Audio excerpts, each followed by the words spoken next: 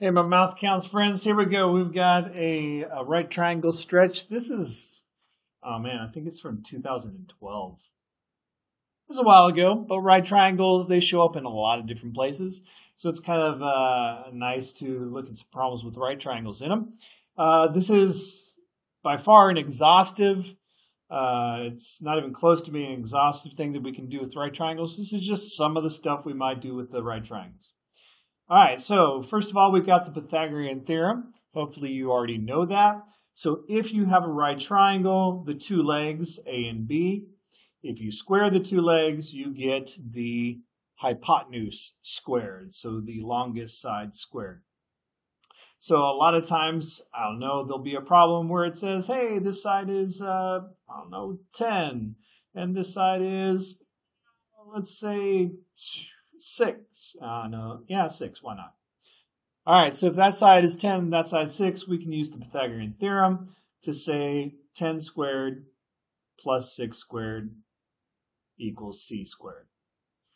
Okay, so we would square these two, would get 136. So c squared would equal 136. At this point, we want to undo squaring, so we would take the square root. So c would be the square root of 136. Now in MathCounts, they want you to give the answer as a reduced radical.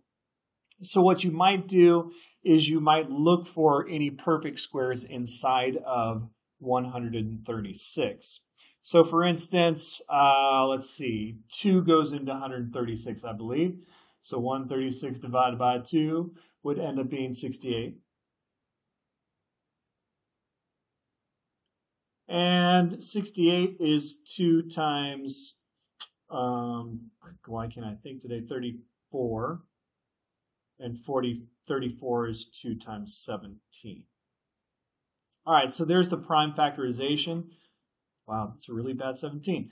2 times 17. So there's the prime factorization. So if you don't know a lot about reducing radicals, it's as simple as this. So you look for things that would make perfect squares. So 2 times 2 is 4.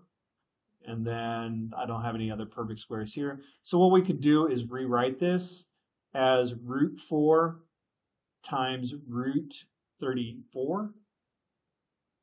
So there was a perfect square inside of 136. The perfect square was root 4. So root 136 is root 4 times root 34. I just did prime factorization to find out that I had that 2 times 2, which is 4 right there. And then the square root of 4 is 2. So we'd get 2 root 34 there. And that would be the answer for C in as a simplified radical. So C would be 2 root 34. All right, there's some other things that are nice, quick shortcuts for Pythagorean theorem. There's these things called triples.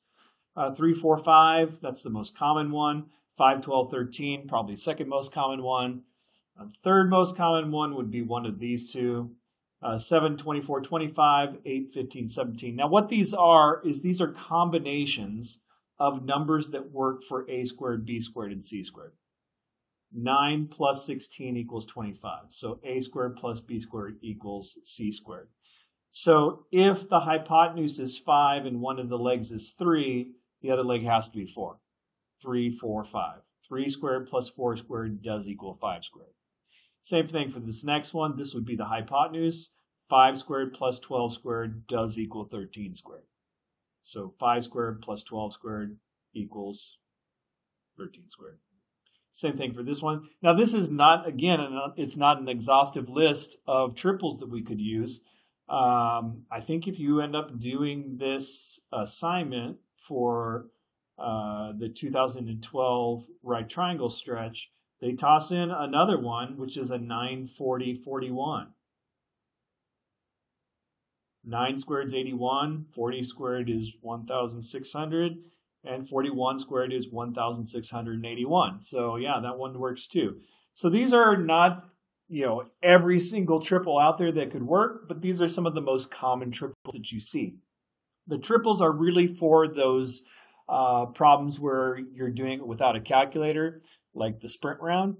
So if you know your triples, you can save a lot of time on these problems without actually having to plug them into the Pythagorean theorem.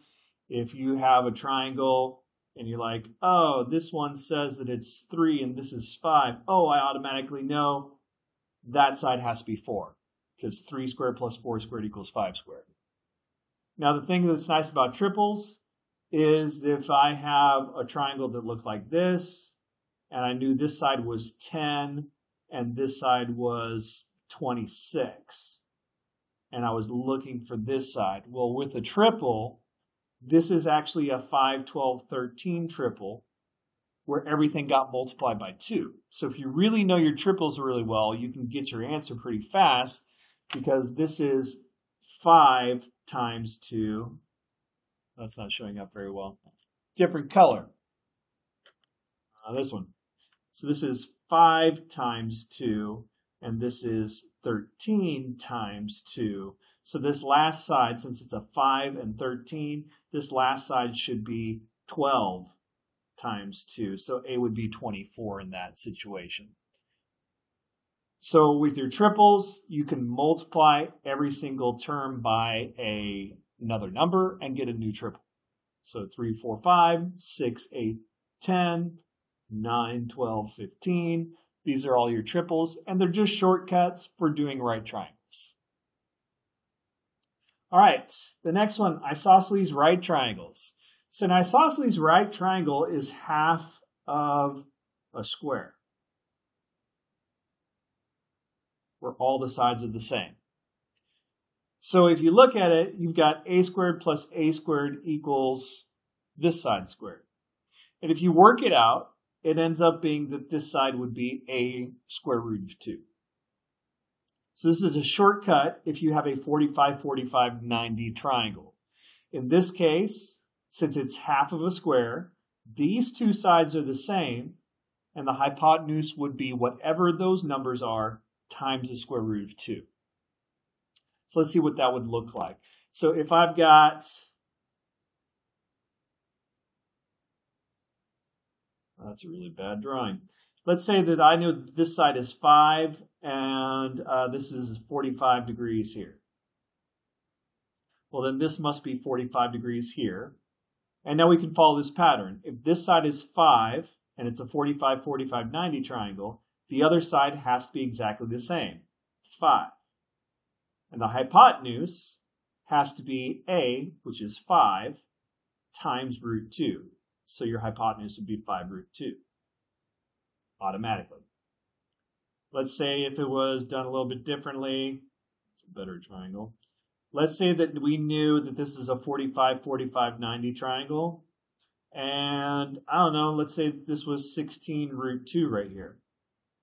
Well, it's 16 root 2. So the A value is 16. So this side would be 16 and this side would be 16. So we can use the pattern of A root 2 to simplify these problems a lot faster. 30, 60, 90 pattern. Okay, a 30, 60, 90 is half of an equilateral triangle. So this is 2B over here, this is B. So B and B, that's 2B, 2B, 2B. So 60 degrees, 60 degrees, 60 degrees. So this is half of a equilateral triangle, whereas a 45, 45, 90 was half of a square.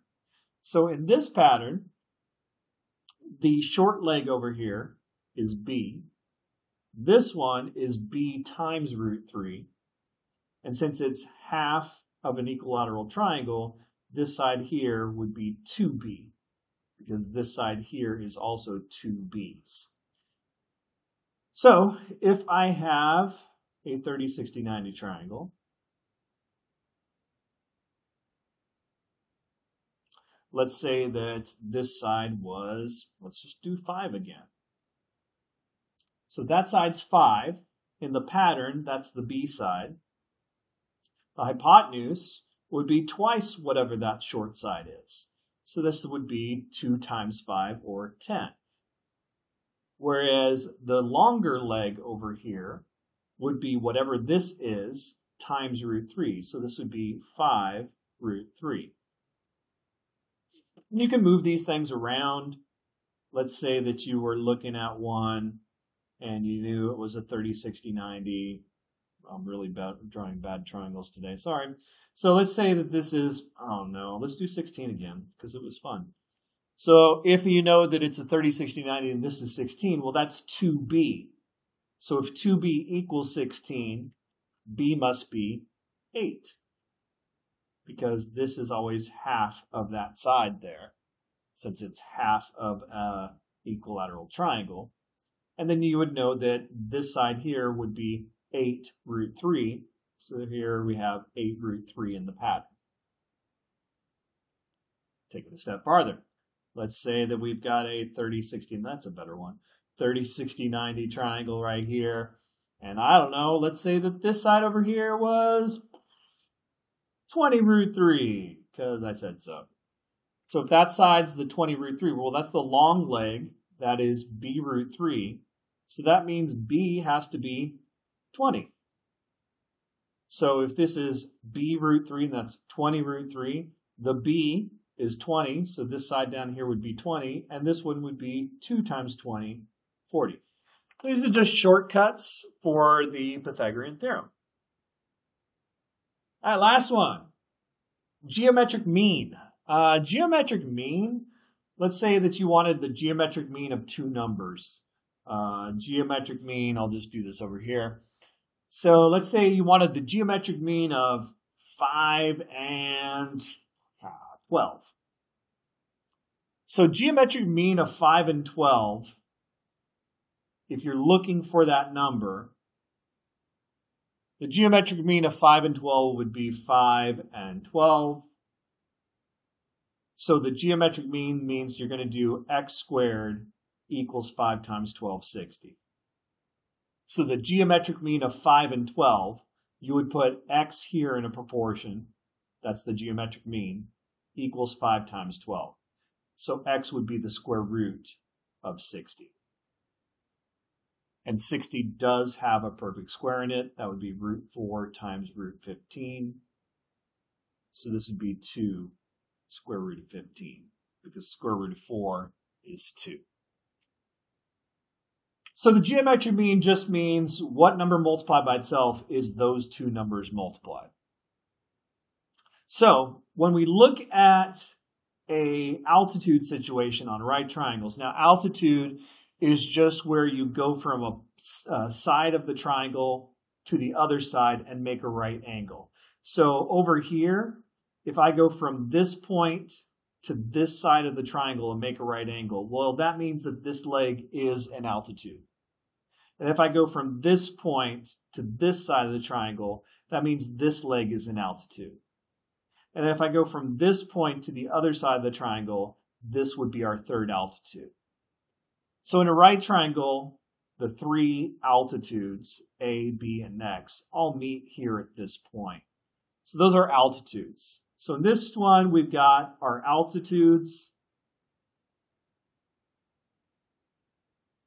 And the altitudes in the right triangle are A, B, and X. Well, the altitudes are geometric means of the parts of the hypotenuse that they're touching. So let's start with this one right here. So here we've got the altitude of X, and it's the geometric mean of the two parts of the altitude of the hypotenuse it's touching. It's touching X and Y. So to solve for X, I could do X and X, because it's the geometric mean of the two parts that it's touching, X and Y. Sorry, not X and Y, Y and Z. So it's touching Y and Z, those two parts of the hypotenuse. So this altitude is touching these two parts of the hypotenuse. So when we've got this, we can say that x squared is equal to y times z, or x is equal to the square root of yz. B is also an altitude because it goes from this point to this side and makes a right angle. So again, for B, we could do B equals B over here. Now for B, it's touching Y. For this altitude is touching Y, but it's not touching Z over here. So what we would use is Y and the entire hypotenuse C. So B squared would be equal to C times Y, or B would be equal to the square root of CY. And then my last altitude is A over here. So A is a geometric mean. It's touching this section here, Z. It's not touching this section of the hypotenuse Y. So we would use the entire hypotenuse, which would be C. So there we could say that A squared, using cross products or whatever you want to call it, CZ. So A would be equal to the square root of CZ. All right? So if we plug in numbers for these, like we might plug in, I don't know, let's say that we wanted to find out what the value of X is. And let's say that we knew that Y was 5. And let's say that we knew that Z was 6. All right, so if I wanted to find out the value of X, I could use the geometric mean. So I would do X over, and then X under here. So X is touching 5 and Y, or sorry, Y and Z.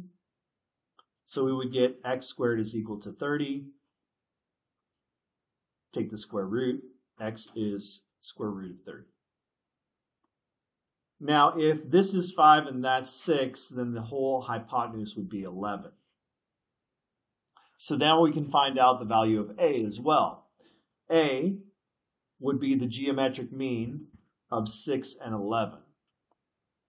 So if I wanted to find A is the altitude, so it is the geometric mean. It's touching 6 and then the entire hypotenuse of 11. So we do 6 and 11. We get A squared is equal to 66. So A would be the square root of 66. I don't think there's any perfect squares inside of 66. Nope, 2 times 3 times 11, so there's no perfect squares inside there. And then we'll just finish this off and we'll find B. So let's say that we're looking for B. This is really messy. Sorry, I should have done a lot of other colors and made it look pretty, but you know what? It's been a long week. And it just started today. So anyways, we got 5 and then the whole hypotenuse, which would be 11. So B squared would be equal to 55. So B would be equal to the square root of 55. There's no perfect squares inside of 55. It's just 5 times 11. So that's simplified. And that's about all I have for you. So those are just that's the basic tools that you'll need to solve the problems on the right triangle stretch from the 2012 problem book. Math hard. See you later. Bye-bye. Oh, I'm so tired.